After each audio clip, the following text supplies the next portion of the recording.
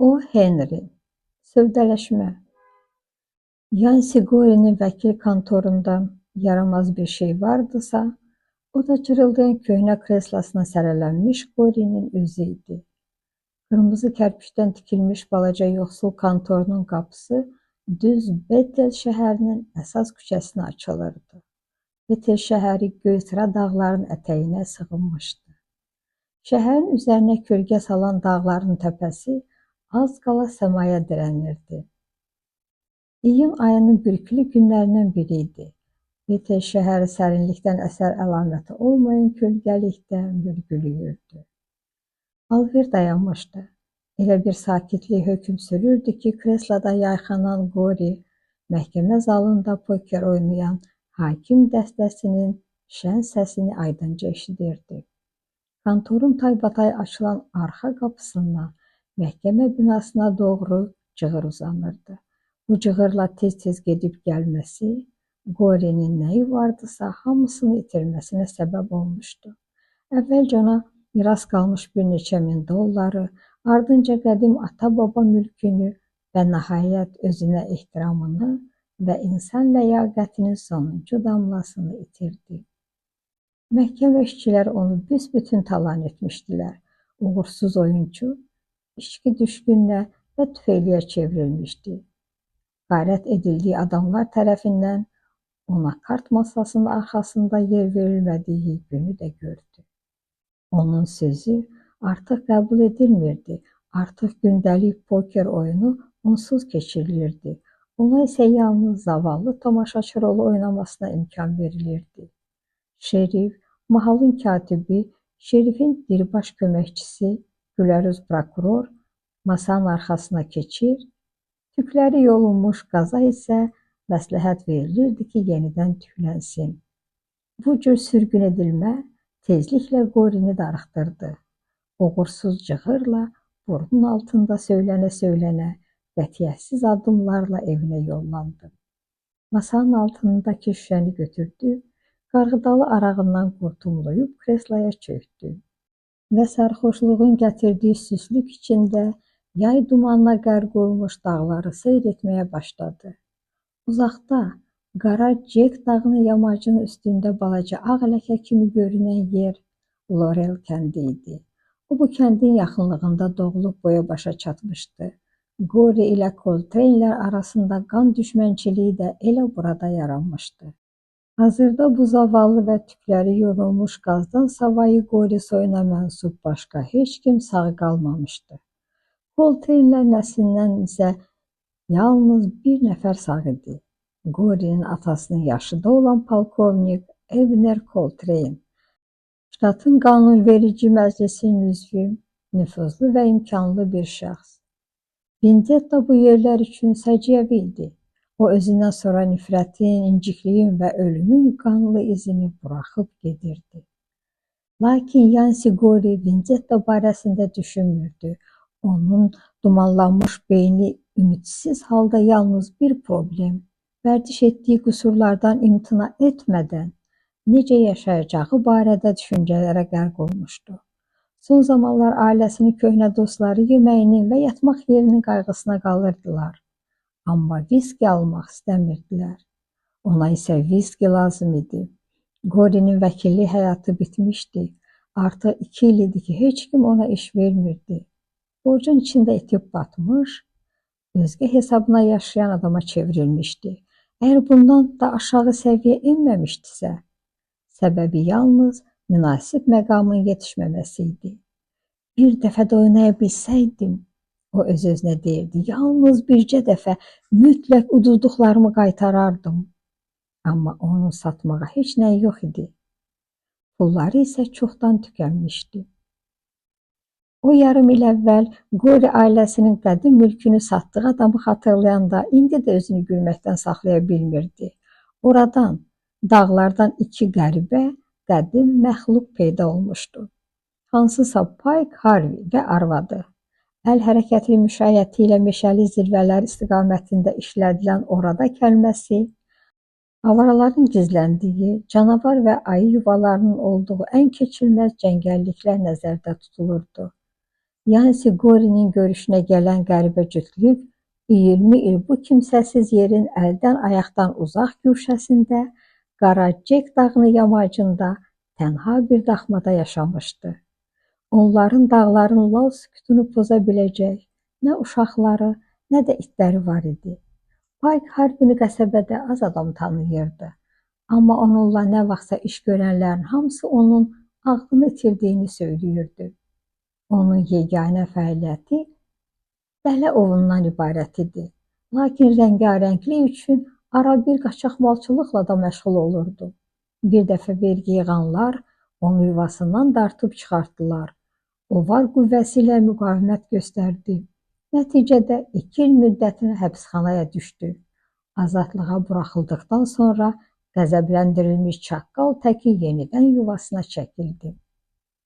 Şıltaq talih quşu həyəcanla onu axtaranların bir çoxunun yanından ötüb, Payk və onun sədaqətli arvadını mükafatlandırmaq üçün uçub, Qara Cek dağının təpəsinə qondu. Bir dəfə qısa şalvarlı, eynəkli kəşfiyyatçılardan ibarət dəstə dağlara, Harbinin komasının qonşuluğuna gəldi. Payk ov tüfəngini götürüb uzaqdan gələnlərə atəş açdı. Onlar vergi yığanlar ola bilərdi. Xoşbəxtlikdən hədəfi vura bilmədi və kəşfiyyatçılar yaxınlaşaraq vergi yığanlarla heç bir əlaqələrinin olmadığını bildirdilər. Nəticədə Harbi cütlüyünün bir sot təmizlədikləri torpaqları üçün nağd olaraq xeyli xışıltılı yaşıl dollar təklif etdilər. Belə bir ağılsızlığı isə ondan əlaqələndirdilər ki, onlara bu torpaqda lazım olan mineralların olmasıdır. Harbi ilə arvadı sahib olduqları bu qədər dolları hesablayarkən çaşdılar. Qara Cekdəki həyatın bütün narahatlığı ər-arvada aydın oldu. Payk təzə başmaqlardan, evin küncünə qoya biləcəyi tütün çəlləyindən, tüfəng üçün təzə çaxmaqdan danışmağa başladı. O arvadını yamaçdakı bir yerə aparıb, ona izah etdi ki, burada balaca bir top yerləşdirmək mümkündür. Top şübhəsiz onların vəsaiti ilə alına bilərdi. Beləliklə də ondan atəş açmaqla komaya sarı uzanan yeganə cığırı müdafiə edər, vergi yığanlardan və zəhlə tökən yad adamlardan bir dəfəlik azad olardılar. Amma Adəm öz həvvasını yaddan çıxarırdı. Onun üçün tütün, top və təzə çaxmaq var dövlətin əsl təcəssümü idi.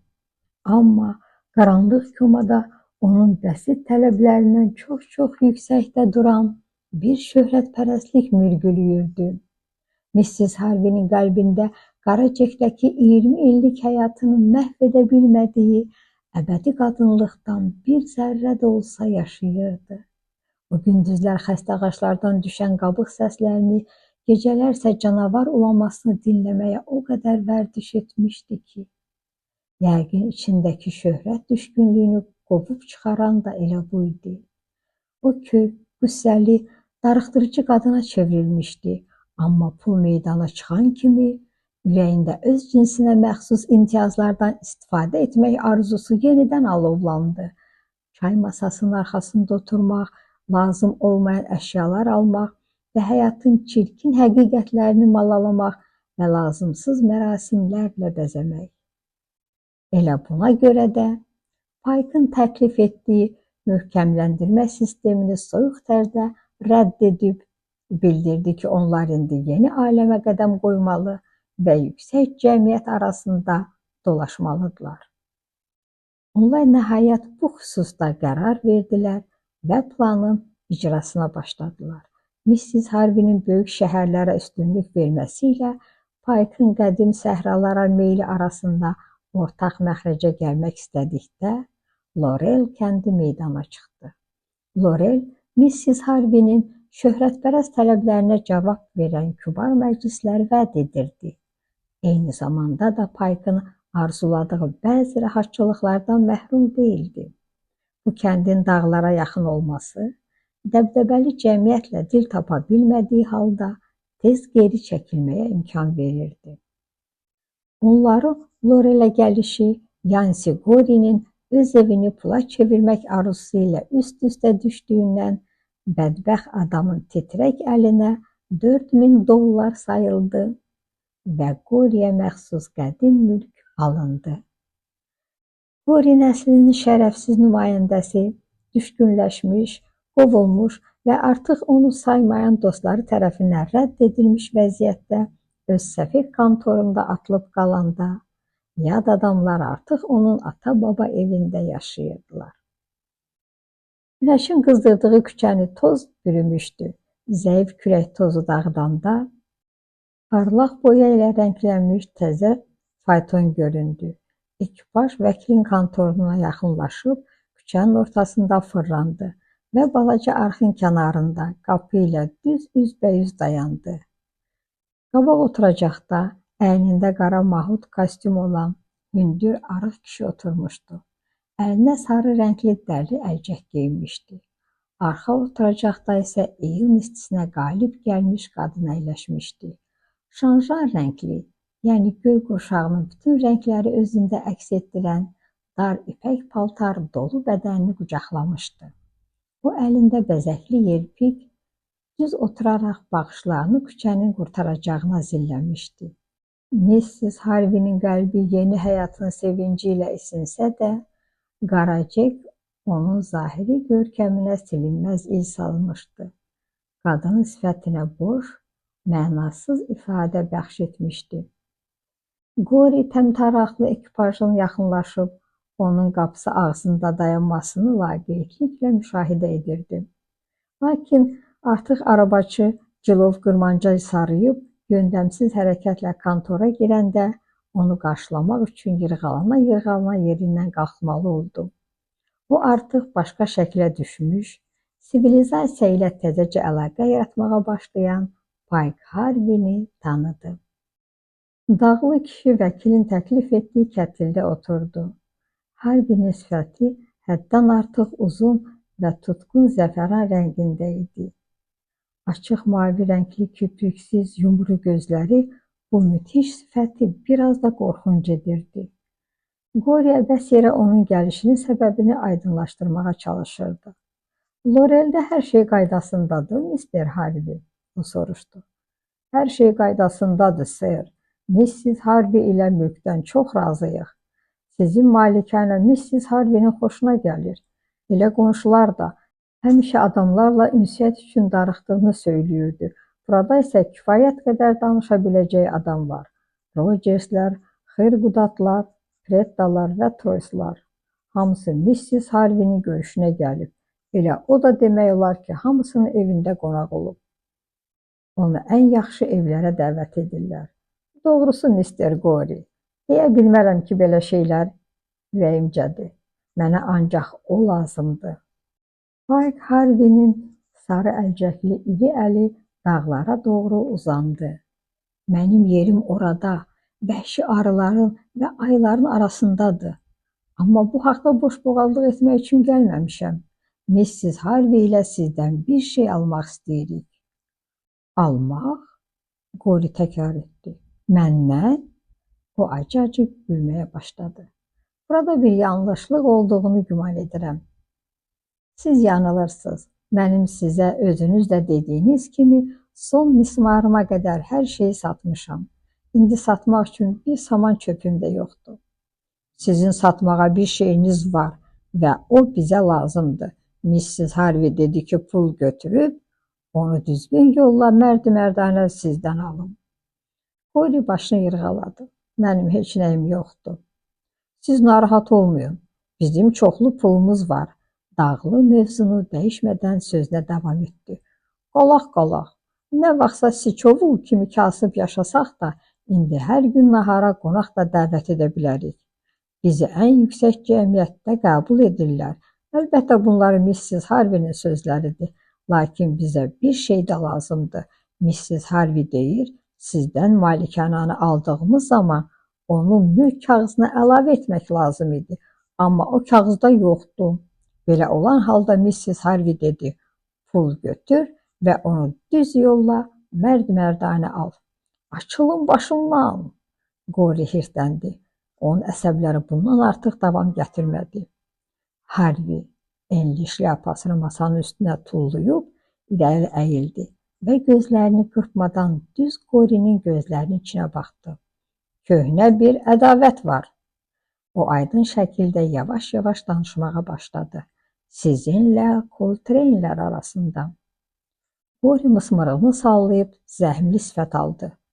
Dəxli olmayan adamla vendetta barədə danışmaq qisas etiketini ciddi şəkildə pozurdu. Oradan gələn adam da bunu ən azı vəkil qədər yaxşı bilirdi. Xətrinizə dəyməsin. O sözlə davam etdi. Mən işgüzar təklif edirəm. Mrs. Harvey bu ədavət barədə hər şey öyrənib. Demək olar dağlarda yaşayan bütün əsilzadələrin qan düşməni var.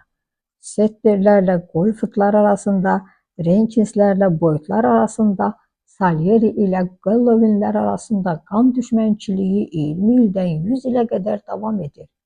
Axırıncı qohumunuz, əminiz, hakim Reisli Qori məhkəmə iclasının təxirə salındığını elan edəndə hakim kreslosundaca Len Koltreyn tərəfindən güllələnərək öldürülüb. Mən və Mrs. Harvey aşağı təbəqədən çıxmış adamlarıq. Heç kim bizimlə qan düşmənçiliyi aparmaz. Yəni bizimlə quru qurbağası arasında fərq yoxdur. Mrs. Harvey deyir ki, bütün əsilzadələrin qan düşməni olur. Biz əsilzadə olmasaq da pulumuz var. Bu məsələni bacardığımız kimi həll etməliyik. Belə olan təqdirdə pul götür, Mrs. Harvey dedi. Get Mr. Qorinin ədavətini düz yolla, mərd-mərdanə al. Dəli ovçusu bir ayağını az qala otağın ortasına kimi uzadıb, cibindən bir bağlama pul çıxartdı və masanın üstünə tulladı. Burada $200'dır, Mr. Qori. Razılaşın ki, köhnə ədavət üçün bu yaxşı qiymətdir. Nəsildən təkcə siz qalmısınız. Siz də çox güman ki, öldürmək ustası deyilsiniz. Ona görə də bu məsələ ilə üzülüşün. Biz də Mrs. Harvey ilə kübar cəmiyyətə daxil olaq. Pulu götürün. Bükülmüş pullar masanın üstündə qıvrılaraq yavaş-yavaş açılmağa başladı. Harvey'nin son sözlərindən sonra yaranan səssizlikdə məhkəmə binasından gələn oyunçuların səsi aydın eşidilirdi. Qori şerifin elə indicə çoxlu pul udduğunu anladı. Onun həmişə öz qələbəsini alqışlayarkən çıxardığı təmkinli qıy səsi həyətə yayıldı. Qorinin alnında tər damcıları əmələ gəldi. O əyilib masanın altındakı səbətdən şüşəni götürüb stəkanı doldurdu. İçin, Mr. Harvey. Siz yəqin indi söylədiyiniz məsələ ilə əlaqədar zarafat etmək istəyirsiniz. Deyəsən, ticarət əməliyyatının yeni növü tətbiq edilməyə başlayıb. Birinci növ vendetta $250'dan $300 kimi, azca xarab olmuş vendettalar 200. Deyəsən, siz 200 dediniz, Mr. Harvey. Qori süni şəkildə güldü. Dağlı, təklif olunmuş stəkanı götürdü, gözünü qırpmadan başına çəkdi. Vəkil bu fədakarlığa həsəd və heyranlıqla baxdı. Özünə də süzdü və əsl içki düşkünü kimi arağın iyindən və dadından çimçəşə qurtum içdi. 200. Harvey təkrar etdi. Bu da pullar. Qori gözlənilmədən qəzəbləndi. Yumruğu ilə masanı döyəcləməyə başladı. Kağız pullardan biri sıçrayıb əlinə toxundu. Elə diksindi, elə bir onu nəsə sancmışdı. Siz doğrudan da mənim yanıma, o çığırdı. Bu cür mənasız, təhqiramiz, ağılsız bir təkliflə gəlmisiniz. Mən istəyirdim hər şey təmiz və mərd-mərdanə olsun, dələ ovçusu dedi. O güya pulları götürmək üçün əlini uzatdığı zaman Qori anladı ki, onun qəzəbi, məğrurluq və inciklik kimi yox, özünə hirslənməsi kimi izah edilə bilər. Çünki o daha aşağıya, qarşısında açılmış quyuya enməyə qadir olduğunu hiss edirdi. O bir anın içindəcə təhqir edilmiş centlmendən öz malının tərifini göylərə qaldıran alverçiyə çevrildi. Tələsməyin, Harvey, Qori dedi. O qıpqırmızı qızarmışdı, dili də topuq çalırdı. Sizin təklifinizi qəbul edirəm, amma $200 biabırçı şəkildə aşağı qiymətdir. satıcı və alıcı hər ikisi razıdırsa, onda sövdələşmədir. Aldığınız malı bükün, Mister Harvey. Harvey qalxıb üst başını çırpdı. Mrs. Harvey razı qalacaq. Siz bu işdən kənara çəkildiniz. Deməli, bu indi Coltrane'in və Harvey'nin ədalətidir. Zəhmət olmasa bir imzalı sənət Mister Gorey. Əbəs yerə vəkil deyilsiniz ki, sövdələşməni möhkəmləndirmək üçün. Gorey bir vərəq və qələm götürdü. Pulları yaş əllərində möhkəm sıxmışdı. Başqa hər şey birdən-birə mənasız və asan bir işə çevrildi. Qabaqcadan satış sənədi. Qəti surətdə sahibin və faizlərin təkcə ştatın qanunları ilə müdafiə olunmasına icazə verilməsi lazım gəlir. Gorey ucadan gülərək dedi. Verilən hüquqi özünüz müdafiə etməli olacaqsınız. Dağlı, qeyri-adi sənədi götürüb, xüsusi ehtiyatla büktü və səliqə ilə cibində gizlətdi.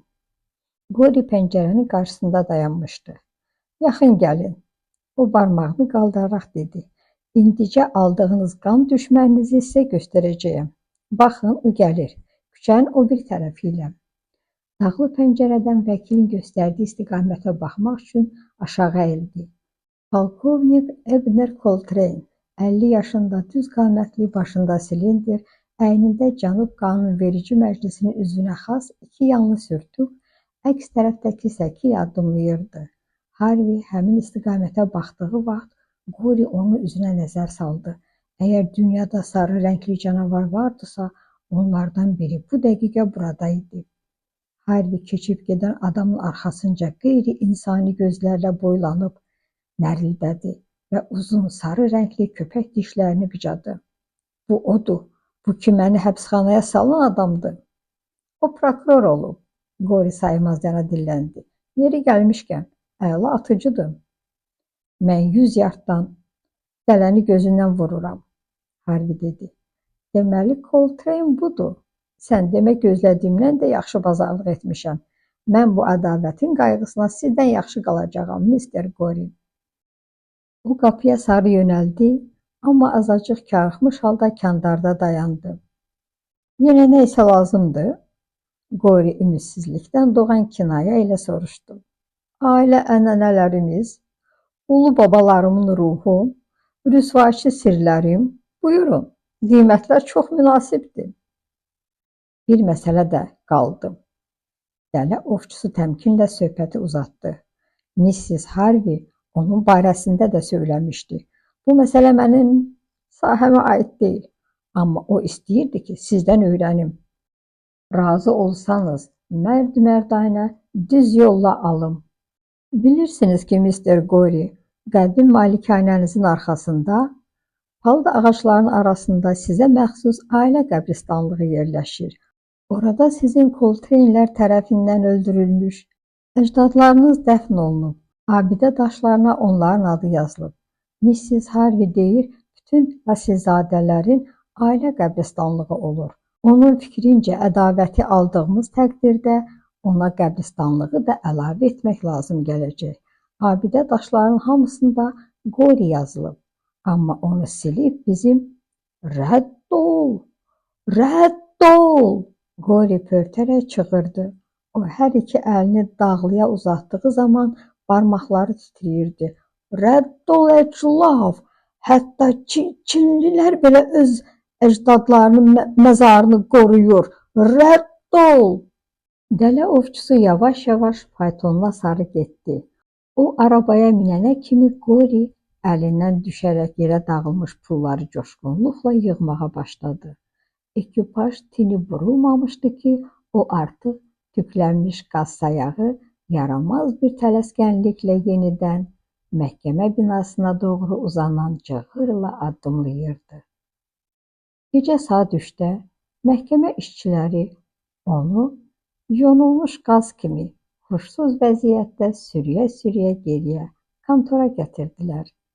Onu şerifin diribaş köməkçisi, katib və şən prokuror müşayiət edirdi. Masanın üstünə, onlardan biri dedi və Gorey'ni masanın üstünə, lazımsız kitab və kağızlar topasının arasına uzatdılar. Şerif məyusluqla dedi, Yansi, içəndə heç özünü bilmir. Bu lapaq oldu, şən prokuror dedi. İçkiyə aludə olan adam poker oynamamalıdır. Görəsən o bu gecə nə qədər uduzub? 200-ə yaxın. Təəccüblüdür, o bu pulları hardan alıb? Artıq bir aydan çoxdur ki, onun bir senti belə yox idi. Bəlkə müştəri tapıb. Yaxşı, nə qədər ki, işıqlaşmayıb, gedək evimizə. Yatıb doyduqdan sonra özünə gələr, amma beyni bərk uğuldayacaq. Dəstə səhərə yaxın ara qaranlığın içində əriyib yox oldu. Bədbəxt Qorini görən növbəti göz isə səhərin açılmaqda olan gözü idi. O pərdəsi örtülməmiş pəncərəyə tərəf nəzər salıb, əvvəlcə yatan adamı qızılı rəngli zərif şüalarına qərq etdi. Sonra isə yayın qızmar istisini onun yanan sifətinə yağdırmağa başladı. Qori yuxudan oyanmadan masanın üstündəki lazımsız şeylərin arasında qımıldandı. Arxasını pəncərəyə çevirdi. Bu vaxt ağır qanunlar külliyyatına toxunmağından kitab gümbultu ilə döşəmənin üstünə düşdü. Qori gözlərini açanda uzun, qara sürtüklü birinin ona sarı əyildiyini gördü. Başını alça qaldırdıqda qarşısında əvvəlcə köhnə silindir, sonra isə yavaş-yavaş onun altında polkovnik Ebner Koltreynin mehriban, təmiz qırxılmış üzü aydınlaşdı. Səmimi qəbula inamı olmayan polkovnik Qorinin onu tanımasını gözləyirdi. Artıq 20 il idi ki, bu iki ailənin kişi nümayəndələri sülh şəraitində görüşmürdülər. Qorinin göz qapaqları qımıldandı. O bulanlıq gözlərinə güc verib qonağa baxdı və gülümsədi. Stella ilə Lucy'ni mənimlə oynamağa gətirmisiniz? Sakit səslə soruşdu. Siz məni tanıdınız, Yansi? Koltreyn xəbər aldı. Əlbəttə, siz mənə fit çalan qamçı bağışlamışdınız. Həqiqətən də bu 24 il bundan əvvəl olmuşdu. Yansinin atasının onun ən yaxşı dostu olduğu vaxtlardan. Qori gözlərini otaq boyunca gəzdirdi. Polkovnik işində yerdə olduğunu anladı. Rahat uzanın, mən gətirərəm, dedi. Həyətdə quyu var idi. Koltreyn oradan sərin su gətirdi. Qori yerindən sıçradı, yazıq görkəmi vardı. Yatan yay kostyumunu çirkləndirib əzmişdi. Saçları pırtlaşır, başı əsim-əsim əsirdi. O polkovnikə əli ilə nəsə işarə etməyə çalışdı. Bağışlayın, bütün bunlara görə, lütfən, dedi. Mən görünür, dünən axşam viskini çox içmişəm, sonra da masanın üstündə yatıb qalmışam. Onun qaşları heyrətlə yuxarı dartılmışdı. Dostlarla keyf çəkmisiniz? Polkovnik mehribancasına soruşdu. Xeyr, mən heç yerdə olmamışam. Artıq 2 aydır $1 belə yoxdur. Sadəcə həmişə olduğu kimi çox içmişəm. Polkovnik Koltreyn onun çiyninə toxundu. Bir neçə dəqiqə əvvəl Yansi, o sözünə başladı. Məndən soruşdunuz ki, Lucy ilə Stellanı sizinlə oynamağa gətirmişəm. O an yuxudan tam oyanmamışdınız və sizə elə gəlirdi ki, hələ də balaca oğlansınız. Hazırda oyanmısınız və xahiş edirəm, qulaq asasınız. Mən Stella və Lucy'nin adından onların köhnə dostunun və mənim köhnə dostumun oğlunun yanına gəlmişəm. Onlar sizi özümlə aparmaq istədiyimi bilirlər və sizi görəndə köhnə vaxtlarda olduğu kimi sevinəcəklər. İstəyirəm özünüzə gələnə kimi bizdə yaşayasınız.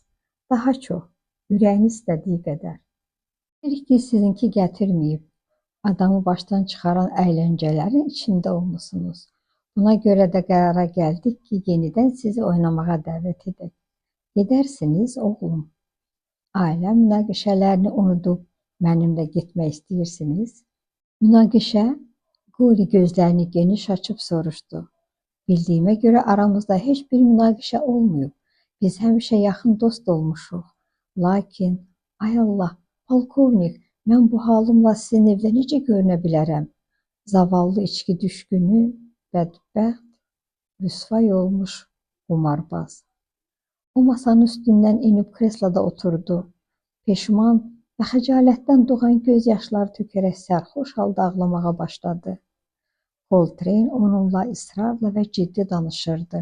O, Qorinin bir vaxtlar sevdiyi dağ həyatının adi ləzzətlərini yada salır və dəvətinin səmimi olduğunu söylədi. Nəhayət, o, kəsilən ağacları dağın hündür yamacından atıb, çayla daşınmasına rəhbərlik etmək üçün onun köməyinə ehtiyac olduğunu söylədi və Qorini razı sala bildi. O, Qorinin nə vaxtsa bunun üçün çarx və novçalardan ibarət xüsusi sistem icad etdiyini yadına saldı. Bir anın içində zavallı Qori kiməsə lazım ola biləcəyi fikrini yaratdığı heyranlıq içində masanın üstünə bir kağız qoydu və cəld, amma ümidsiz halda əyri xəttlərlə çəkməyə başladı. Fərsiz oğulda donuzlar arasındakı həyatına qarşı nifrət oyandı. Ürəyindən yenidən dağlara dönmək istəyi keçdi. Başı hələ pis işləyirdi. Düşüncə və xatirələr qasırğalı dəniz üzərindən uçan poçt göyərçinləri kimi bir-bir geri beyninə qaydırdı. Amma Coltrane əldə etdiyi uğurdan sevinirdi. Bethel hələ heç vaxt bugünkü kimi yenilməmişdi. Bütün şəhər Coltrane və Qorinin küçə boyunca mehribanlıqla yanaşı addımladıqlarının şahidi oldu. Onlar at belində idilər. Tozlu küçələr və bərəlmiş gözləri geridə qoyub, atlılar çayın üstündəki körpüdən keçib, dağlara qalxmağa başladılar. Fərsiz oğul üst başını təmizləmiş, yuyunmuş və saçını daramışdı. Görkəmi əvvəlkindən yaxşı olsa da, yəhərin üstündə hələ də möhkəm otura bilmirdi. Sanki beynində hansısa dolaşıq məsələnin həlli ilə məşğul idi. Coltrane buna əhəmiyyət vermirdi. Vəziyyətin dəyişməsi ilə onun ruhi tarazlığında bərpa olunacağına ümid edirdi. Qorinin canına üşütmə düşdü. Az qala huşunu itirəcəkdi. O atdan enib yol kənarında dincəlməli oldu. Belə bir şeyin ola biləcəyini əvvəlcədən nəzərə alan polkovnik ehtiyat üçün yola balaca su qabında viski götürmüşdü. Lakin Qoriyə viskini təklif edəndə o biraz qübrutluqla imtina etdi və bir də heç vaxt spirtli içkiyə yaxın durmayacağını dedi. O tədricən özünə gəlirdi və 1-2 mil sakitcə getdikdən sonra birdən-bir atını saxladı. Dünən axşam poker oyununda $200 uduzmuşam. Bəs bu pulları mən hardan almışdım? Bu barədə narahat olmayın. Yansi, dağ havasında hər şey unudulacaq. Əvvəlcə balıq ovuna gedəcəyik. Orada farelər, qurbağalar kimi atılıb düşürlər. Stella və Lucy də bizimlə gedər. Qartal qayasında məclis qurarıq. Yansi ocaq qırağında veçkinadan hazırlanmış sendviçin ac balıqçıya necə ləzzət elədiyini xatırlayırsınız? Görünür, polkovnik yoxa çıxan pullar barədə əhvalata inanmadı. Qori isə yenidən tam sükuta qərq oldu.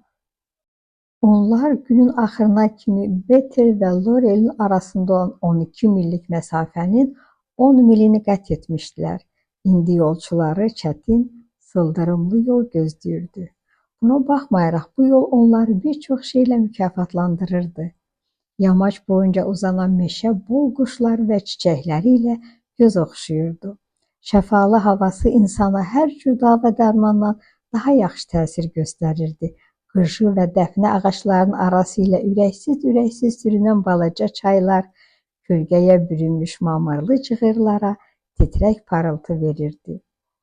Coltrane yol yoldaşının dağların və meşələrin cazibəsinə düşdüyünü gördükcə sevinirdi. İndi onlar rəssamlıq qalereyasını dolaşmalı, elder branşı kəsib keçməli və təpəyə qalxmalıydılar. Qori əlindən çıxmış ata-baba mirasını buradan görə biləcəkdi. Yaxınlığından keçdiyi hər sıldırım qaya, hər ağac, hər yol ona tanış idi. O meşələri unutsa da, indi gördüyü mənzərə onu qədim laylalar kimi həyəcanlandırırdı.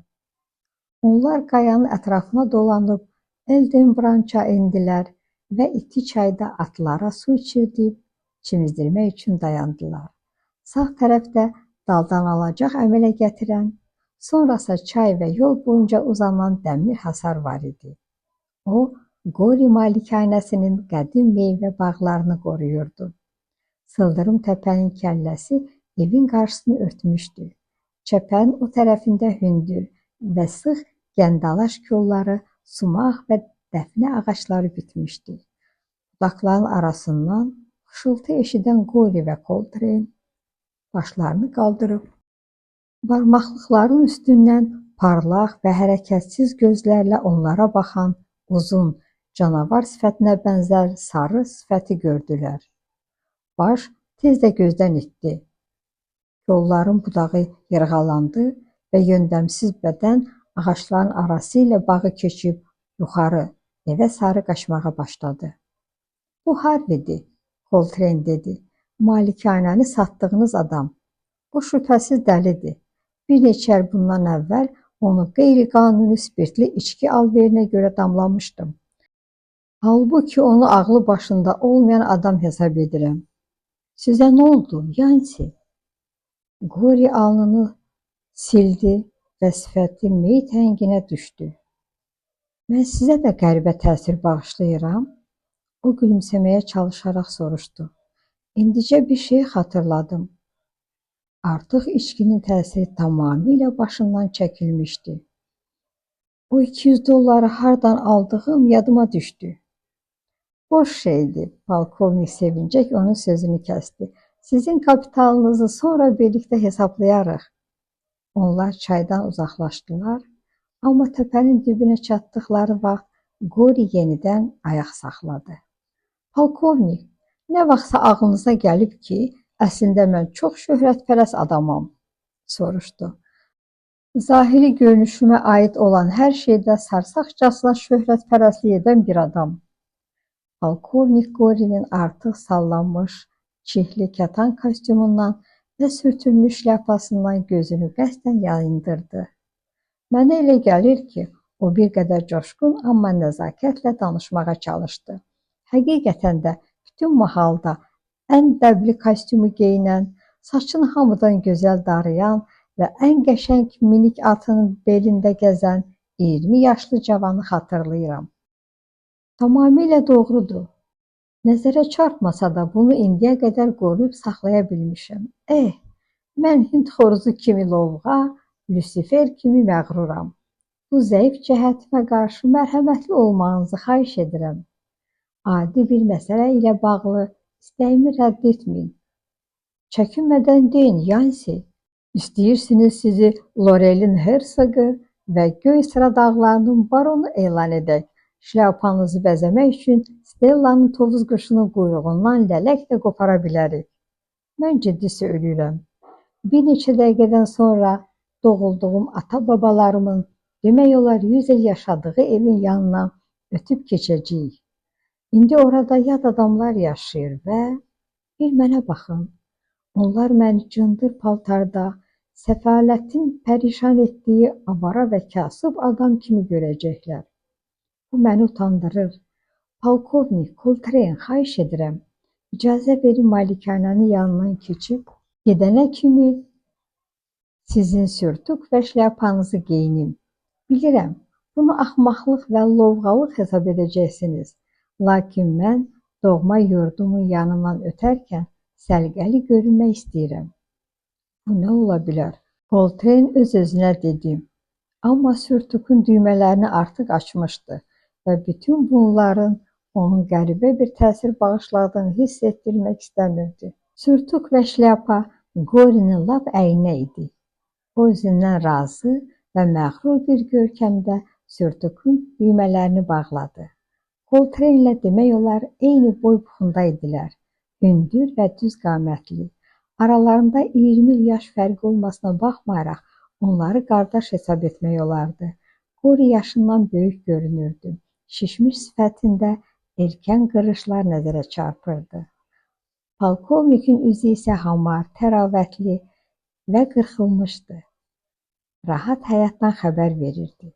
O Qori'nin yaramaz pencəyini və sürtülmüş enli şlyapasını geyinməli oldu. Hə, Qori cilovdan yapışdı. İndi hər şey qaydasındadır. Xahiş edirəm, polkovnik, evin yanından keçəndə 10 addım aralı gəlin ki, məni yaxşı nəzərdən keçirə bilsinlər. Qoy görsünlər ki, hələ də sıradan çıxmamışam. Bu dəfə onlara yaxşı təsir bağışlayacağıma inanıram. Yaxşı, getdik. O asta yerişi ilə dağı çıxmağa başladı. Polkovnik onun xahişinə əməl etdiyi üçün arxada gedirdi. Qori yəhərin üstündə şax oturmuş, başını dik tutmuşdu. Amma gözlərinin ucu ilə sağa baxıb, qədim malikanənin həyətində olan hər kolu, hər gizli güşəni nəzərdən keçirirdi. Hətta öz-özünə donquldandı da. Doğrudan da bu dəli çalışır ki, yoxsa bunun yarısını yuxuda görmüşəm. Yalnız kiçik ailə qəbristanlığının yanına çatdıqda axtardığını görə bildi. Bu sıx, palıd meşəliyindən qalxan bəyaz tüstünün bağın küncünə doğru xəfif axını idi. O sol tərəfə elə asta yıxıldı ki, Koltreyn özünü yetirib bir əli ilə tuta bildi. Dələ ovçusu əbəs yerə sərras atıcı olduğunu demirmiş. O Qorini görən kimi gülləni istədiyi yerə polkovnik Ebner Koltreynin uzun qara sürtükünün köksünə sala bildi. Atlar yanaşı gedir, polkovnikin əli Qorini möhkəm tutub saxlayırdı. Yarım mil kənarda ağacların arasında Lorenin ağ evləri işıqlanmağa başladı. Qori çətinliklə əlini irəli uzadıb və atının yüyəninə yapışan Koltreynin barmaqları arasında qərar tutana qədər havada gəzdirdi. Əziz dost, dedi və bu onun son sözləri oldu. Beləliklə Yansi Qori köhnə evinin yanından keçərkən özünü indiki vəziyyətində qüvvəsinin imkan verdiyi qədər yaxşı təqdim edə bilmişdi.